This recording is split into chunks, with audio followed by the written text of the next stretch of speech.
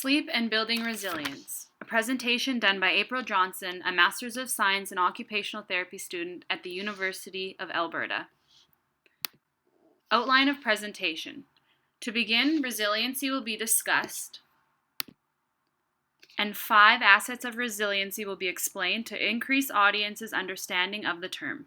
From there, sleep deprivation and how it affects the brain will be outlined. Then, a research study will be presented that examines factors which influence mental fatigue in healthcare workers. We will then describe the relevance resiliency has to occupational therapy and look at another evidence-based study regarding burnout in occupational therapists. Lastly, a list of ways to build and improve resiliency will be discussed. What is resiliency? Pipe and colleagues define resiliency as the ability to adapt to life's ever-changing landscape and recover quickly from stressors and potential stressors. So let's relate this concept to everyday life. Reflect on challenges you have experienced, such as illness or injury, divorce or separation, job loss, or death of a loved one. Resiliency assists us in coping with challenges such as these and increases our overall mental health.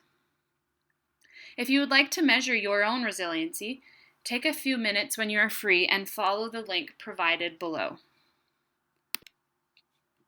Now that we have been reminded of what resiliency means, let's look at the 5 assets of resiliency that help us cope. The first one is relationships.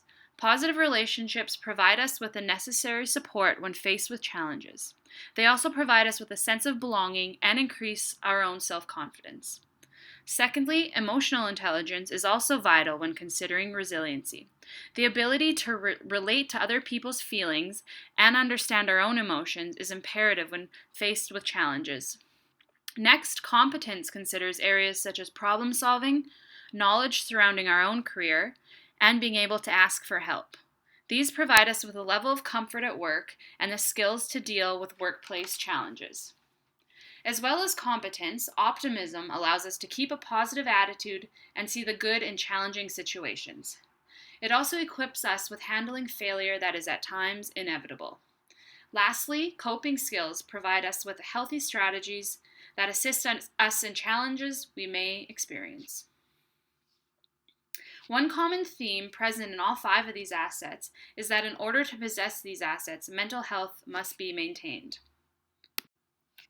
Now looking at how sleep deprivation affects mental health, there are many negative impacts it has on overall mental performance. Sleep deprivation has an adverse impact on mood. This may increase your anxiety, cause depression, or produce aggression. Sleep deprivation also causes a decrease in cognitive performance and affects working memory, attention span, planning ability, and concentration. Overall, mental fatigue is experienced when an individual experiences sleep deprivation. There was a study done researching factors that produce mental fatigue in healthcare workers between the ages of 19 and 70. Among factors such as high work demands, lack of exercise, low social support, disturbed sleep was the major predictor in mental fatigue. From here, we can see the correlation between the importance of healthy sleep habits and resilience. So how can we relate this to occupational therapy?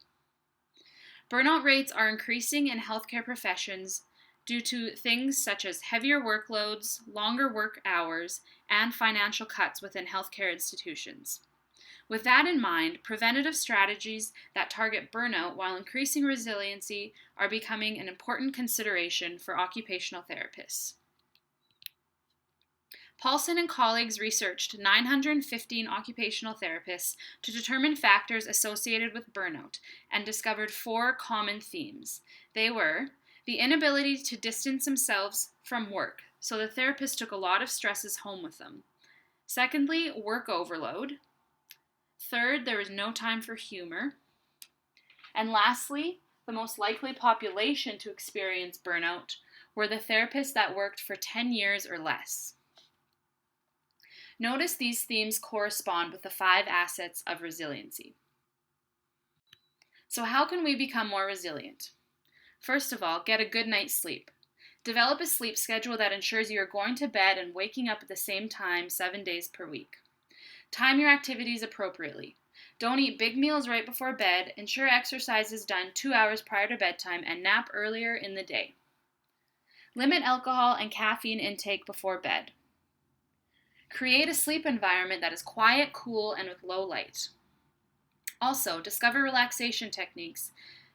This could be meditation, yoga, or progressive relaxation. Lastly, keep a sleep diary or download a sleep app on your phone that will allow you to measure your sleep quality. Further, exercise, diet, and relaxation will help build resilience.